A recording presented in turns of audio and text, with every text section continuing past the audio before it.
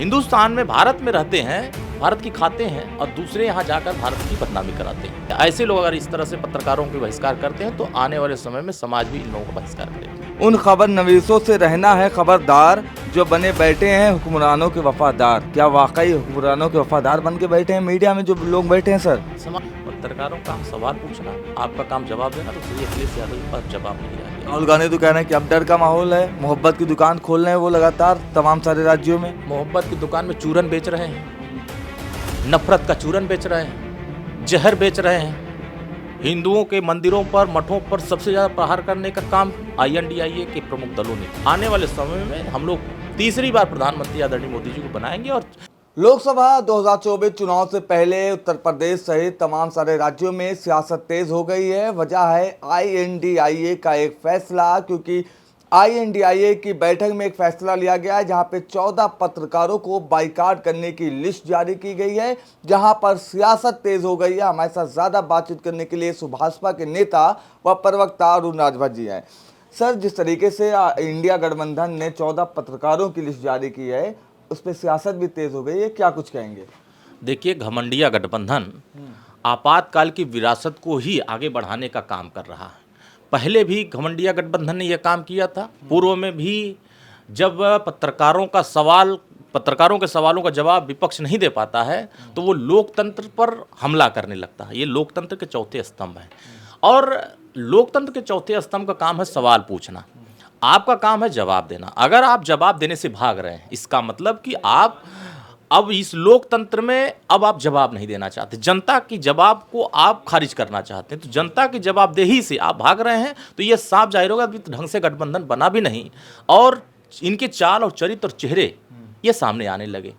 तो ये आने वाले समय में ऐसा नौबत आएगा कि इन्हीं के बड़े नेता, चाहे कांग्रेस के देखेंगे तो राहुल गांधी जी जाते हैं विदेशों में तो पत्रकारों पर कैसे, मीडिया पर कैसे सवाल करते हैं, फिर उनको बुलाकर कैसे भारत के अपमानित करने का काम करते हैं। तो ये जब हिंदुस्तान में भारत में रहते हैं, भारत की खाते हैं और दूसरे यहाँ जाकर भारत की बदनामी कराते हैं, तो ऐसे लोगों को भी इस देश की जनता में बखूबी पहचाना है। कांग्रेस की सरकारों में बड़े लंबे अंतराल तक इस तरह के घटनाएं होती रही हैं, पत्रकारों पर हमला होता रहा है। तो ये विपक्ष का एक चेहरा बन चुका है कि अपनी कमियों को छुपाने के लिए दूसरे पर मोहरा अपना दो और पत्रकारों पर हमला करके इनको बैन लगा दो। बैन लगाने से कुछ थोड़ी ना होगा।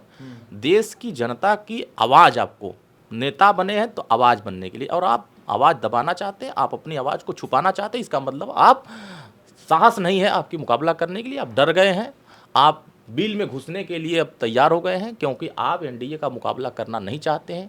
NDA काम कर रहा है, विश्व में पहचान खड़ा कर रहा है, ताकतवर देश बनता जा रहा है, आर्थिक मजबूती होती जा रही है और देश के हर नागरिक को सम्मान बढ़ता जा रहा है। कहीं लूट खसोट नहीं हो रहा। ये लूट गैंग के लोग जितने हैं उसमें सब लूट गैंग के हैं। AK राजा, 2G घोटाला और उसमें स्पेक्ट्रम घोटाला, पता नहीं कितने कितने घोटाले इनकी सरकार में हुए। सब घोटालेबाज अगर इस बात को कहेंगे, लोकतंत्र की बात करेंगे, तो लोकतंत्र उनके लिए ठीक नहीं होगा। इस लोकतंत्र की सुरक्षा के लिए माननीय मोदी जी इस देश में है और रक्षा करेंगे। ऐसे लोग अगर इस तरह से पत्रकारों के बहिष्कार करते हैं तो आने वाले समय में समाज भी इन लोगों का बहिष्कार करेगा। सर, मीडिया की बात हो रही है, मीडिया लगातार सबकी कवरेज करता है, जनता की आवाज़ बुलंद करता है। जब इंडिया गठबंधन की बैठक होती है उसकी भी कवरेज करता है। तो ये क्यों माहौल ऐसा बनाया गया 2024 चुनाव से पहले कि कुछ पत्रकारों को टारगेट करके उनको बैन करने की बात कर रहे हैं, बाइकआउट करने की बात कर रहे हैं? हालांकि जो और राज्यों में उनकी सरकार है वहाँ पे तो शो में जा रहे हैं और तमाम सारे जो कार्यक्रम होते हैं उसमें भी शामिल होते हैं। सर देखिए, एक समाजवाद, ये जो INDIA गठबंधन है, घमंडिया गठबंधन का एक सूत्री काम चल रहा है, सनातन को अपमानित करना, अपमानित करके जब सवाल होते हैं जवाब न देना, और जवाब न देने से इनको अब डर लगने लगा है। इसीलिए ये घमंडिया गठबंधन के आगे अब पत्रकार झुक नहीं रहे हैं, और जब झुक नहीं रहे हैं तो ये लोग भाग रहे हैं। तो आप कब तक भागेंगे? आने वाले समय में जवाब देना होगा। और लोकतंत्र की दुहाई देने वाले लोग न संविधान को मान रहे हैं, लोकतंत्र को मान रहे हैं। ये लोकतंत्र विरोधी लोग हैं, सनातन विरोधी लोग हैं, हिंदू विरोधी लोग हैं। ऐसे लोगों को अब आने वाले 2024 में देश की जनता जवाब देगी और मोदी जी के साथ खड़ा होकर के, और 340 प्लस की सीटें मोदी जी को देगी और बड़े अंतराल से देश का प्रधानमंत्री फिर से माननीय प्रधानमंत्री मोदी जी बनेंगे। इसीलिए घमंडिया गठबंधन अभी से ये साबित कर रहा है कि हमें लोकतंत्र भरोसा नहीं है। समाजवादी पार्टी एक प्रमुख दल है उत्तर प्रदेश का और बड़ा नाम है। समाजवादी पार्टी के मुखिया अखिलेश यादव ट्वीट करते हैं, उन्होंने लिखा है, उन खबर नवीसों से रहना है खबरदार, जो बने बैठे हैं हुक्मरानों के वफादार। क्या वाकई हुक्मरानों के वफादार बन के बैठे हैं मीडिया में जो लोग बैठे हैं सर? समाजवादी पार्टी हमेशा से हर वर्गों को टारगेट किया है, चाहे वो मीडिया हो, चाहे वो प्रशासनिक हो, चाहे इलेक्शन कमीशन हो, हर जितने भी हमारे संस्थानें हैं उन सब पे टारगेट किया। आईटी का रेट बढ़ेगा तो सब टारगेट करेंगे, सीबीआई का रेट बढ़ेगा तब टारगेट करेंगे, पत्रकार कोई सवाल पूछ दिया तब टारगेट करेंगे। तो ये इनका जो चेहरा बनता जा रहा है, ये चेहरा उस तरह बनता जा रहा है कि इस देश में अब इनके पास कोई विजन नहीं बचा है। डर का ये जो माहौल बना हुआ है, जैसे जैसे छापा पड़ता है वैसे वैसे ये हुक्मरानों की बात याद कराने लगते। आपकी सरकार थी तब क्यों इस काम को कर रहे थे? उस समय भी तो यही काम हुआ करा रहे थे। पत्रकारों का काम सवाल पूछना, आपका काम जवाब देना। तो श्री अखिलेश यादव जी के पास जवाब नहीं रह गया। कांग्रेस पार्टी के नेता पवन खेड़ा कहते हैं कि जिन पत्रकारों पे बैन लगा है या बॉयकॉट किया गया है वो नफरत फैलाते हैं। अरुण राजभर का क्या मानना, क्या वाकई नफरत फैलाते हैं जो टीवी एंकर्स हैं? समाजवादी पार्टी और अन्य कांग्रेसी नेता वो सबसे ज़्यादा नफरत फैलाते हैं। ये बताइए, जिस गठबंधन में शामिल है स्टालिन के पार्टी वाले डीएमके, क्या बोला उन्होंने? सनातन धर्म HIV का रूप है, ये कोरोना की तरह इसको ख़त्म करना चाहिए, यही ना कहा। एक दिल्ली का नेता, आम आदमी पार्टी का नेता कहा कि हिंदुओं ये मठ मंदिरों में नहीं जाना चाहिए, पिछड़े दलितों को, वो फिर हिंदुओं का अपमानित किया। बिहार में आरजेडी के नेता ने क्या कहा? सनातन को ख़त्म कर देना चाहिए। उत्तर प्रदेश में समाजवादी पार्टी के नेता ने रामचरितमानस खत्म करने की बात कहा।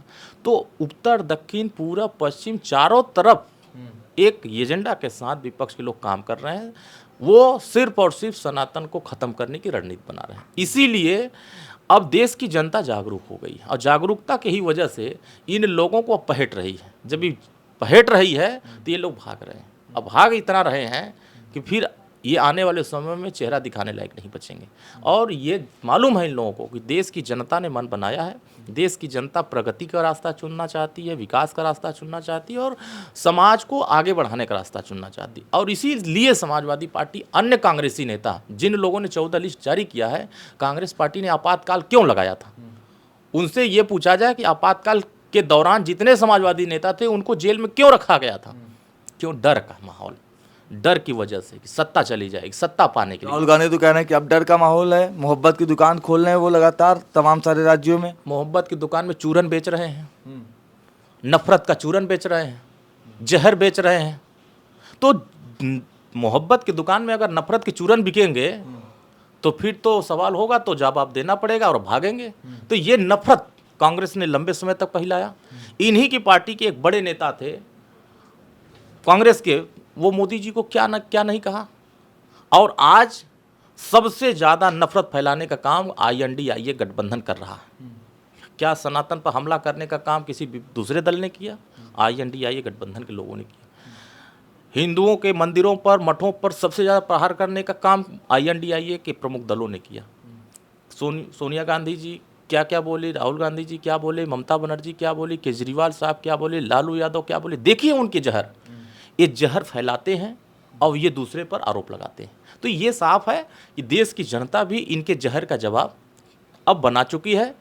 इनके मोहब्बत की दुकान में उन्हीं का पुड़िया अब लपेट करके उन्हीं के पास रख देना चाहती है कि अब आप अपना जहर रखो। देश की जनता अब दूसरे दिशा में जा रही है। मोदी जी के साथ, योगी जी के साथ, आदरणीय ओम प्रकाश राजभर जी के साथ देश की जनता प्रगति के रास्ते पर ले जाना चाहती है और जा रही है। आने वाले समय में हम लोग तीसरी बार प्रधानमंत्री आदरणीय मोदी जी को बनाएंगे और 400 सीट ऐसे ही जहर की पुड़िया बांटते रहें।